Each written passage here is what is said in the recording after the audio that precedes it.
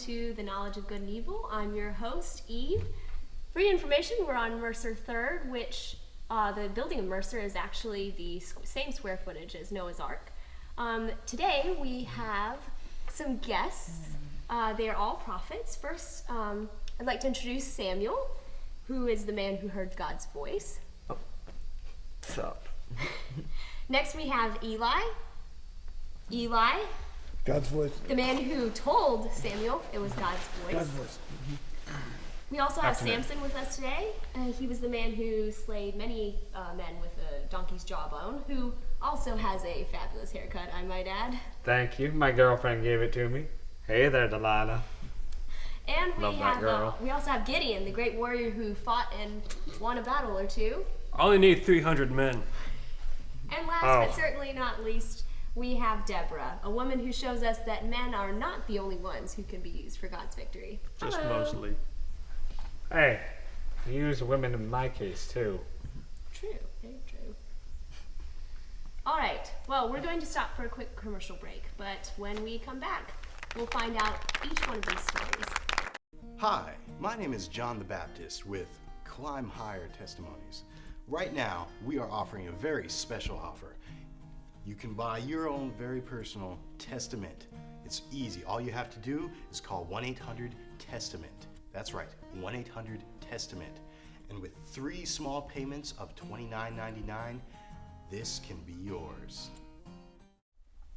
Welcome back to The Knowledge of Good and Evil. It's great to have all of you here today. Let's start with you, Deborah. Where do you get your inspiration from? Well, you know, God, of course. Church Yeah. answer. Sorry.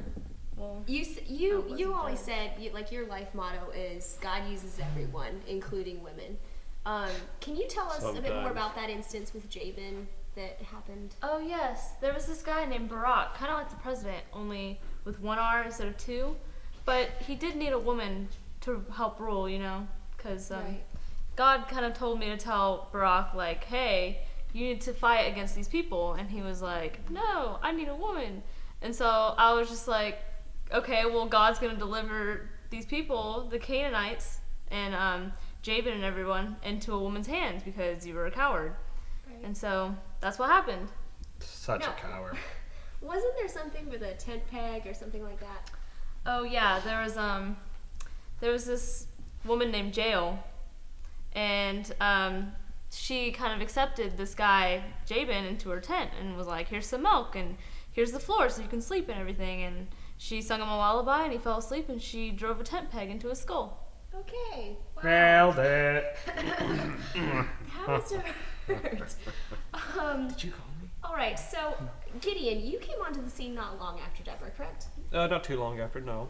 Okay, and where do you get your inspiration from? Fleece and dew mostly, but obviously from God, Okay. through fleece and dew and so on.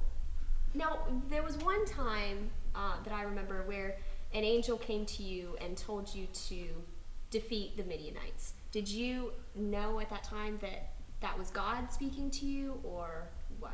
Well, I mean, anyone in that situation would have a little trouble, you know, believing just some Right. random person. So, I mean, I wanted a little confirmation, you know. I mean, Was the it's- angel it- pulling the wool over your eyes? Oh my gosh. I can't work with this man. Can I borrow your jawbone?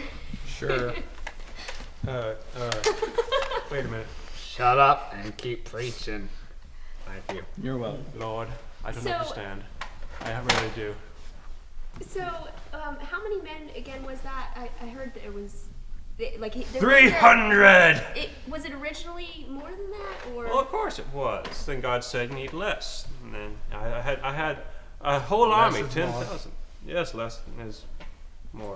You still needed 300? Hey, 300 regular men against 10,000. How many did you kill? Yeah, Well, speaking of which, Samson, you Oh. went through something similar to that. Didn't you have to fight a whole bunch of people with limited resources as well? why, yes, I did. You see, I got into a dispute with the Philistines over a foxy lady. Did God inspire you to do that? Well, honestly, it was mostly revenge. they burned her and her family to the ground. So I had a bone to pick with them, so I took a jawbone of a donkey and killed 1,000 men, made donkeys out of them. And that's how I started the Democrat Party. But didn't you seek inspiration from God right there at the end of your life when you pushed down the temple and crushed all the Philistines? Well, you see, when I died, I wanted to go out with a bang and raise the roof, as it were. Given the circumstances, I was still pretty revenge-driven, and I just wanted to bring the house down. Right, right.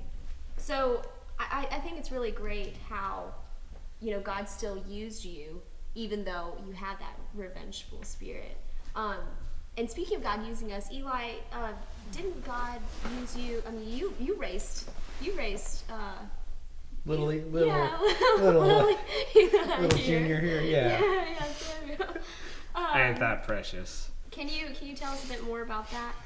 Oh yeah, I mean, I had him in the temple there. You know, he slept in the other room. You know, shadowed me as I did the daily duties, the daily sacrifices. You know, he was squeamish with blood at first. Let me tell you.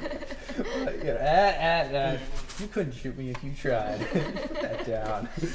Anyways, What was it like? I mean, I know this might be kind of a sensitive subject for you, but like, what was it like raising Samuel, knowing that you had, you know, done such a poor job raising your own sons? that's something I really don't want to get into. Okay. I just want to say that, you know, little Sammy here came out pretty well. So, Yeah. Did you call me? no, I didn't. Okay, so how did it make you feel when God spoke to Samuel, but you know he wasn't really speaking to you? No, at that time it was a long night, and I don't remember any of it. I was too tired. Okay. I remember. That's it. You remember it. That's right. I mean, so obviously you, like all these other judges, you received your inspiration from God, I'm assuming. Well, actually, I get it mostly from Eli. Aww. No, I get it from God. So, you were the last judge. How was that transition for you? Well, kind of unflattering because the people, they didn't want a judge anymore. They wanted a king. And they got Saul. They asked for it. Yeah, yeah. So what was it like after Saul? I mean, what about David? Well, I don't know. He had his flaws too, but he wasn't what the people expected. But, you know, he was a man after God's own heart, and that's the important thing. That's true. That's so true. And I think that's kind of a theme here with all of you guys. Don't you agree? Like, you know, God uses imperfect people to accomplish his purposes. And, you know, we don't have very much time left, but we have just a few more minutes. I kind of want to get kind of a fun question here. All right. I want to get from each of you what your favorite song is. So can we start down there with Deborah? What's your favorite song? Yeah, you know, you would think it would be the one I sang, you know, after the victory and everything. Go God! But actually, it's I'll Make a Man Out of You from Mulan. It's pretty awesome. Yeah, that's a good song. song. Yeah. What about you, Gideon? For me, it's I Won't Back Down. Okay. Yeah, I can relate to it very much. that's good.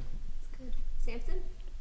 Well, I can charge after an army of men with nothing but a jawbone. But the song that gets to my heart is Hey There, Delilah. It speaks to me. I don't fear men, but she can tear my heart and my hair to shreds. Oh, I miss that woman. What about you, Eli? Well, since I started my the book book contract and all, the one is the Book of Eli. You know, it's just a soundtrack to my life. That's good. And you? My favorite song is Song of Solomon. Yeah, that's what I'm talking about. Yeah. Your breasts are like fawns, twins of gazelle. I didn't teach him that. Hey, Deborah. That really speaks to me, bro. Okay, well, that's all the time we have for today. Thank you guys so much for being Speak, here. Lord, your servant is listening. We'll hope you join us again next time. This is The Knowledge of Good and Evil. I'm your host, Eve. So long.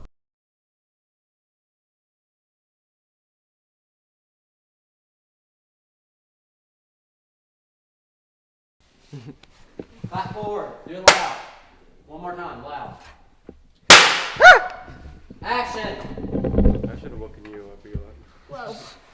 So, what do you mean it takes you 300 men to beat an army? Hey, it was God's idea. Power of God, right? Wait, you started the Democrats? Yes. What? Yes, I did. Look where it got us here, Yeah, like now. I know. Yeah, you We were stuck really with another Barack. And Yeah, exactly. Well, we One did not Barack want was bad another one in enough. charge. And this guy has 2 R's. Are you My kidding life me? is a lie. What? Excuse me. Speak, Lord. Your servant is listening. Oh, here we No, go no, again. no, no. Dance. Wolfgang style. Oh. Seriously. Ladies, sing to me.